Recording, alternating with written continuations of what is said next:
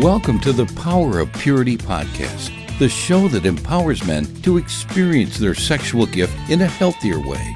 Now here's your host, Tony Ingrassia.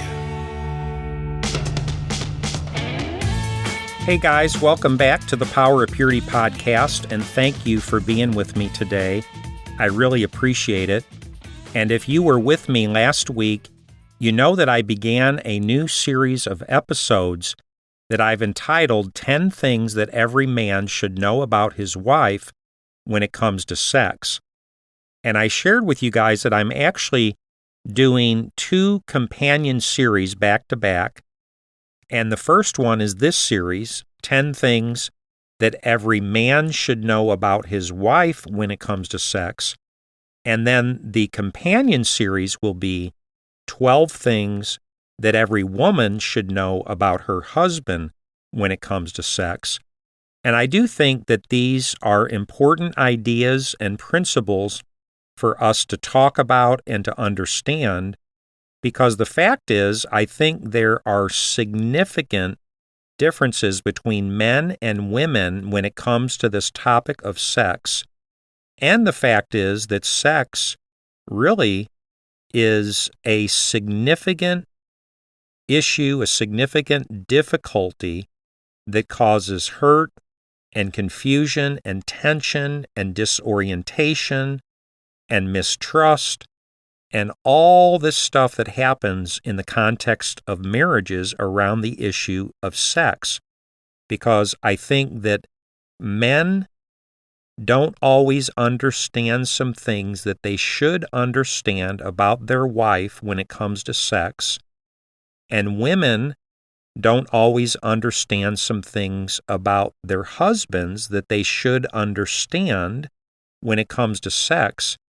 And it's these misunderstandings that can cause this hurt and pain and confusion and disorientation in so many marriages.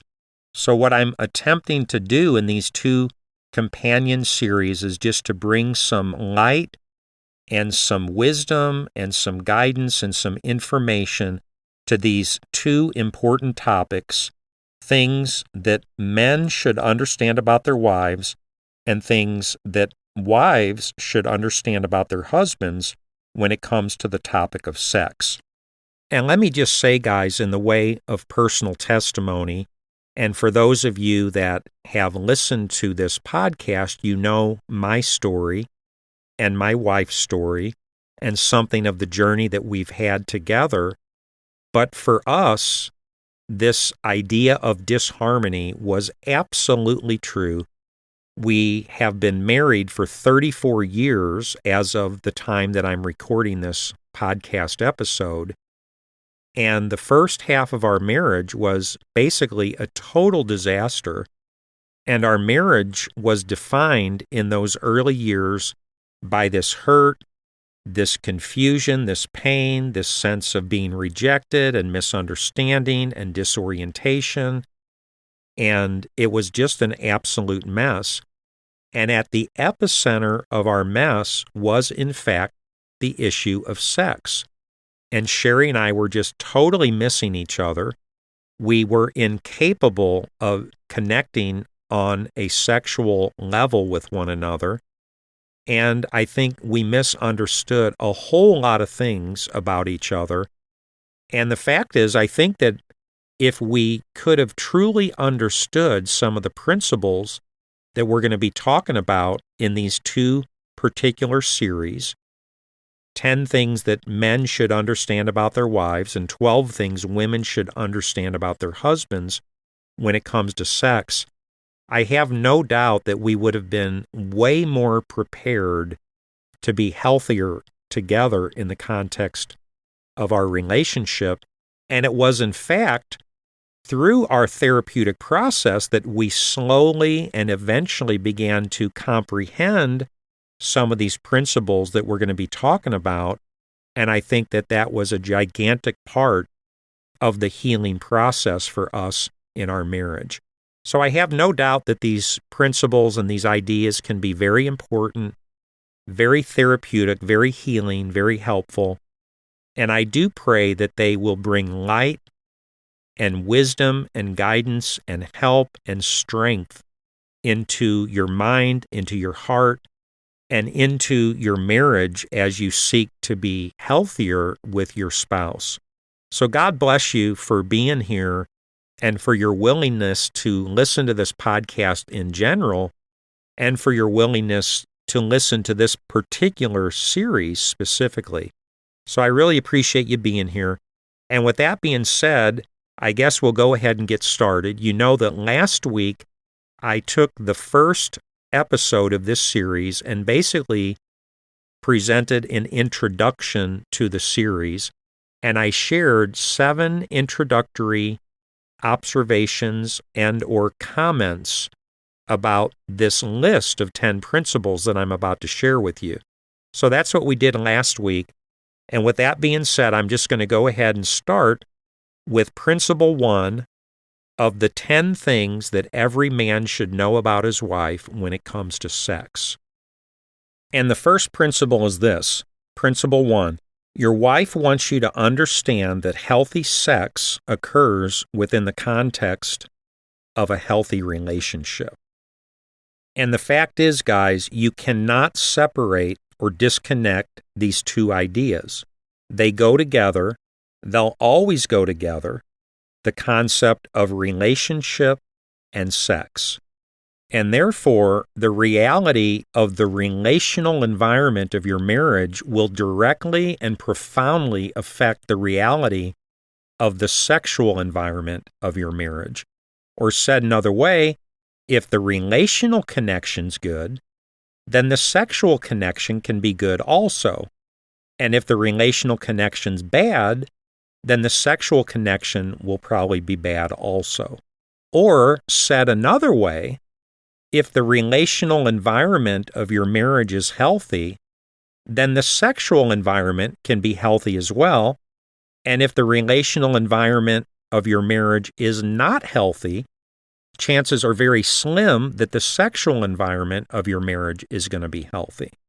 And it's because of this inescapable connection between relationship and sex that the sexual reality of the relationship often becomes like a mirror of the relational reality of the relationship. And you know what a mirror does, guys, right? It reflects back to you something. It shows you an image of yourself. And therefore, what's going on with sex in a marriage is typically a reflection of what's going on in the context of the relationship in that marriage.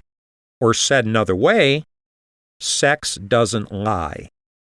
And the mirror of sex in your marriage is probably a pretty good indicator that's reflecting back to you some realities about the emotional and relational condition of your marriage.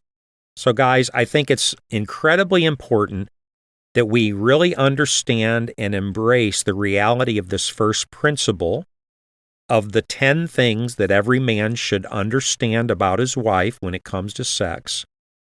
And that is, principle 1, your wife wants you to understand that healthy sex occurs within the context of a healthy relationship. And therefore, guys, I'd suggest that if you're seriously interested in the sex getting better in your marriage, then you better be seriously interested in the relationship getting better in your marriage. Because if I'm a betting man, I'm betting that if your relationship with your wife gets better, then there's a good possibility that the sex in your marriage is also going to get better. And the other side of the coin is just as true, meaning if the relationship in your marriage does not get better, then the sex in your marriage probably isn't going to get better either. And guys, here's another way to make the same point. If you're interested in the possibility of having better sex with your wife, you better be interested in cultivating a better relationship with your wife.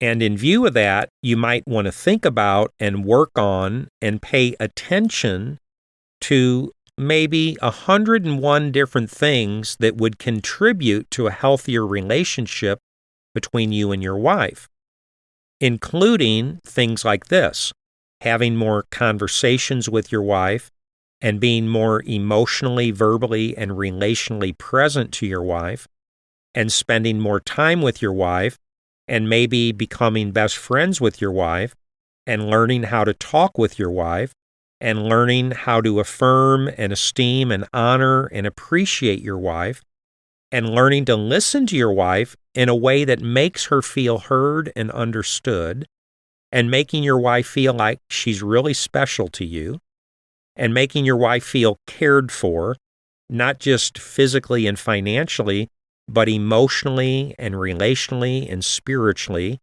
and working on being the spiritual leader and the pastor of your home and your family, and actually praying with your wife, and going to church with your wife, and things like this. And guys, I'm pretty sure that I could go on and on mentioning a variety of things that would contribute to the relational environment between you and your wife, and things that I'm pretty sure your wife would deeply appreciate if you were to offer her these things in the context of your relationship, including maybe things like this: going on walks with your wife, maybe helping her more around the house, helping her with the dishes, helping her with the laundry, helping her more with the kids, and making her more of a priority to you, and making her feel like she's more of a priority to you, and maybe getting her flowers once in a while if she likes flowers, or getting her chocolate once in a while if she likes chocolate, or getting her Kentucky Fried Chicken once in a while if she likes Kentucky Fried Chicken, or giving her a foot rub once in a while if she likes foot rubs, and frequently saying those three incredibly important words to her: I love you. And I don't mean just saying the words through your choices and your actions, but I'm talking about actually saying them with your vocal cords and your mouth and your voice. I love you. Because I'd suggest, guys, that it's important to your wife to hear you say those three words. And what about showing your wife that you've actually been thinking about her during the day by doing something like giving her an unexpected phone call just to say, hi, how you doing? How's your day going? Or by sending her a quick text to say, I just wanted you to know I really love you and I'm so glad that you're my wife. Or, I just wanted you to know that I'm thinking about you and I hope you're having a wonderful day. Or, I just wanted you to know that I miss you and I can't wait to get home tonight to see you. Or, I just wanted you to know how special you are to me and that you mean everything to me. And I'm not sure, but I suspect that words of appreciation like this would be very meaningful to most women. So guys, what if we were to say things like this to our wife on occasion? Thank you, babe, for always doing the laundry. I'm sure it's a really big job and it's a never-ending job, and I just want you to know that I don't take it for granted, and I really appreciate the fact that every time I open my dresser drawer, I've always got clean socks and clean underwear to wear that day. You're so awesome. Or something like this: honey, I just wanted to say thank you for being such a wonderful and faithful mother to our children. You're just amazing. The way you take care of them, the way you always think about them, the way you always show your love to them, the way you always sacrifice so much for them. I think our kids are so blessed to have a mom like you, and I think I'm blessed to have a woman like you as the mother of my children. Thank you so much, my love, for the way that you take care of our kids. And guys, I'm pretty sure I could go on and on with additional ideas and examples of how to cultivate a better relationship with your wife and how to be more present and connected in your relationship with your wife. But by now, I'm pretty sure you get the point that I'm trying to make here. And that point is simply this, that the sex that's happening within the context of your marriage is happening in the context of a relationship between you and your wife, and chances, therefore, are pretty good that if your relationship with your wife gets better, that the sex between you and your wife might get better also.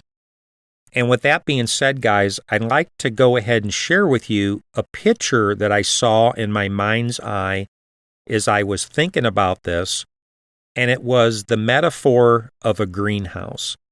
And as you know, a greenhouse is a place where they create an environment that's conducive to the growth of the plants within the greenhouse. So, for example, I live in the state of Missouri, and you can't grow tomatoes in Missouri in January because it's too cold. You've got to wait for summertime. But if you had a greenhouse, you could literally recreate an environment in that greenhouse. You could make it the right temperature, you could control the light, you could control the humidity level, and you could create this perfect environment that would be conducive to the growth of tomatoes even in January in the state of Missouri. So the point I'm making, guys, in this metaphor is that the greenhouse is your relationship with your wife, and the plant in the greenhouse is your sexual relationship with your wife. And therefore, as we work on the greenhouse, the relational environment in the context of our marriage, and we metaphorically adjust the temperature and the lighting conditions and the humidity conditions, and we're seeking to create this beautiful environment, then that little tomato plant can grow. And so if we want the sexual relationship with our wife to grow, then we better be interested in creating this metaphorical greenhouse for our marriage, this relational greenhouse that will allow the environment that is conducive to the growth of our sexual relationship with our wife. And another thought I wanted to share with you guys that I think is a pretty important thought, and it's this idea that relationship was always intended to be the context of sex according to God's original design and plan for human beings. So I'd advocate that this concept of relationship is a big part of the problem with the various ways that many of us have learned to express and experience our sexual gift to begin with. Because somehow many of us learned and we experienced, and it became normal for us to express our sexual gift outside the context of relationship.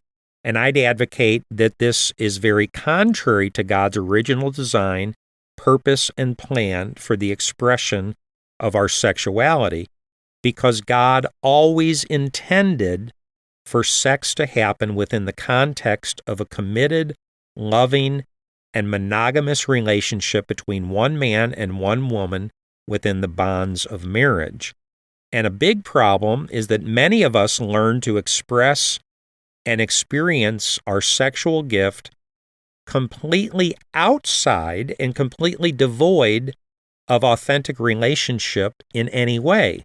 So, for example, internet pornography is having a sexual experience completely detached from a relationship with another person, right? It's essentially having a sexual experience with a device, such as a computer or a smartphone, instead of a real, live, breathing human being, a person that I'm in a relationship with. Or imagine using a prostitute or cybersex, or getting a sexualized massage, or using phone sex, or going to a strip club, or any number of ways that many of us learn to express and experience our sexual gift. And notice that all of these types of sexual experiences are essentially removing the sex from the context of an authentic relationship between two people. Or said another way, for any of these experiences to occur, I don't even need to know your name. I don't need to know where you live. I don't need to know anything about your family or your personality or your sense of humor or your favorite color or your political point of view or your story or anything else about you. Because this kind of sex isn't about having sex with another person in the context of a relationship the way God intended it to be, and instead it's about having sex for the sake of having sex, for the sake of experiencing my orgasm. So the person that happens to be attached to the body that I happen to be using for this sexual experience is essentially irrelevant. In other words, the person doesn't matter because it's not about you and the person. It's about you using their body to accomplish the goal of your orgasm. So I'd advocate, guys, that sex like this is profoundly unhealthy, and it's completely inconsistent with God's will, plan, and design for sex. Because God always intended for sex to occur within a relational environment or a relational greenhouse between two people that know one another and care for one another and are committed to each other and that love each other and happen to be married to one another. So you cannot remove sex from the context of authentic relationship and be left with anything that even remotely approximates what God always intended sex to be between two people. And what that tells me, you guys, is that if we're seriously interested in bringing our sexual gift under the authority of God, and if we're seriously interested in honoring God with the expression of our sexual gift, and if we're seriously interested in experiencing our sexual gift in a way that's consistent with God's will, design, and plan for our lives, then we better be seriously interested in our relationship with our wife, because it's that relationship alone that provides the context and the environment in which we can experience sex the way God always meant us to experience sex, and to experience sex that's actually blessed by God Himself. And with that being said, guys, I want to share one last thought with you before I finish this first point, which you'll remember is this. Point number 1, your wife wants you to understand that healthy sex occurs within the context of a healthy relationship. And that final thought emerges from an article that I actually read when I was doing research in preparation for this particular series of podcasts.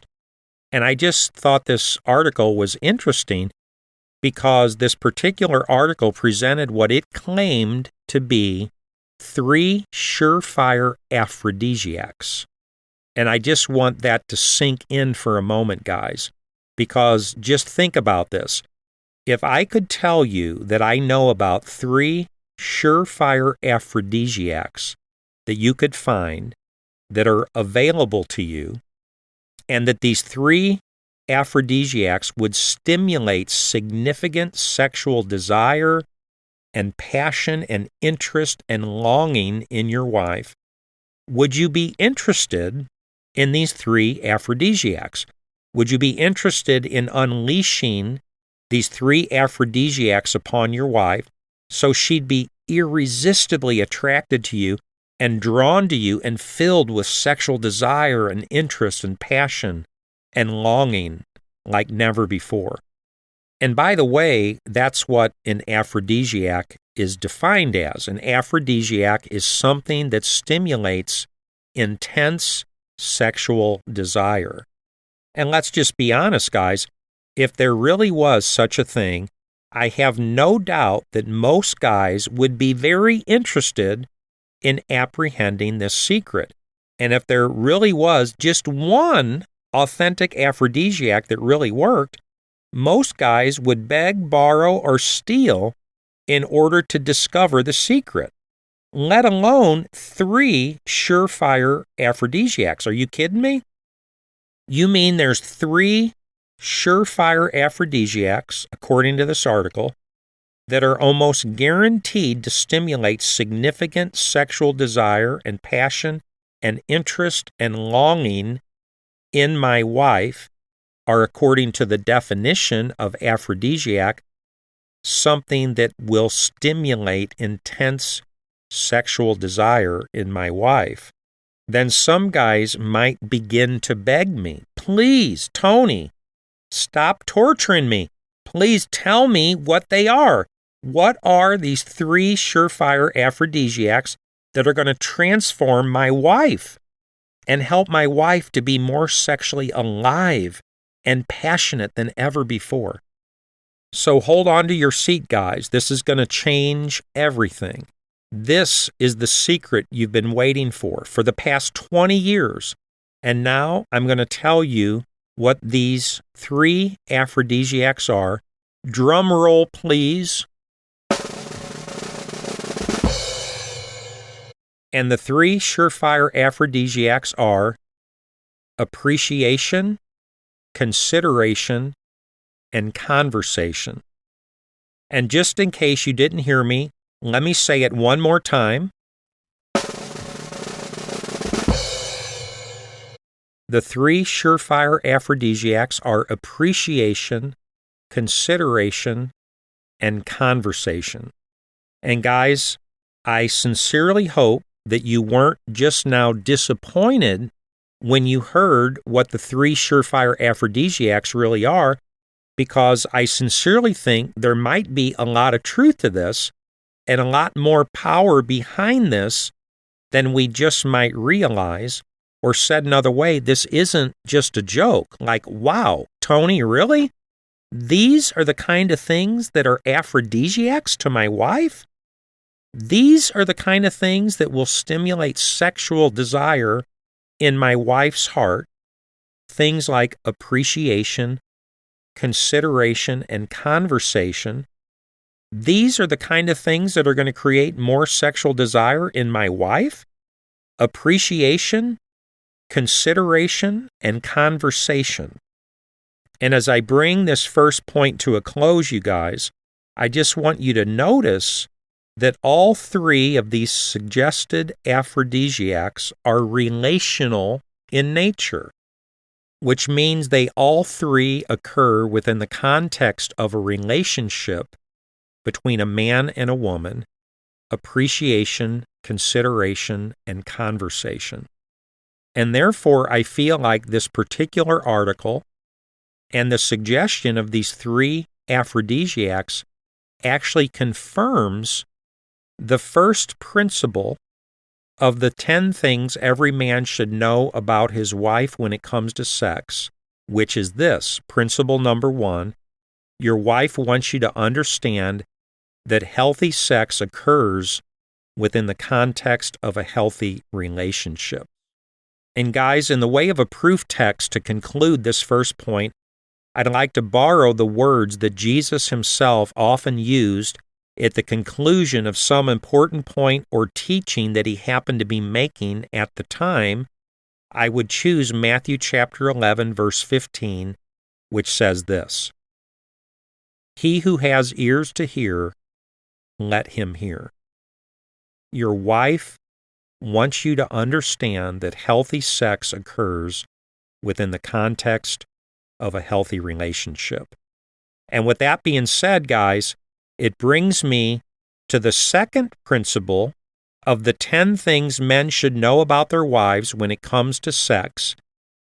And if you want to know what that principle is, you're going to have to come back next week for the next episode of the Power of Purity podcast, because I see from the clock that our time is up for this particular episode.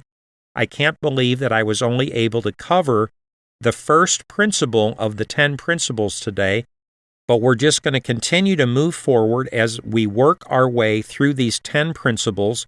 So I trust you'll be able to be back with me next week right here at the Power of Purity podcast. I'll look forward to seeing you guys then. In the meantime, be blessed by God. Have an awesome week. Have an awesome day. And God bless you as you continue on your journey of purity, as you continue to seek to be the man of sexual purity that God has called you to be. God bless you guys. I'll see you next week. Thanks for listening. Visit powerofpurity.org for more resources and information. And if this podcast has been helpful or encouraging, please invite a friend to listen. Until next time, remember, there's power in purity.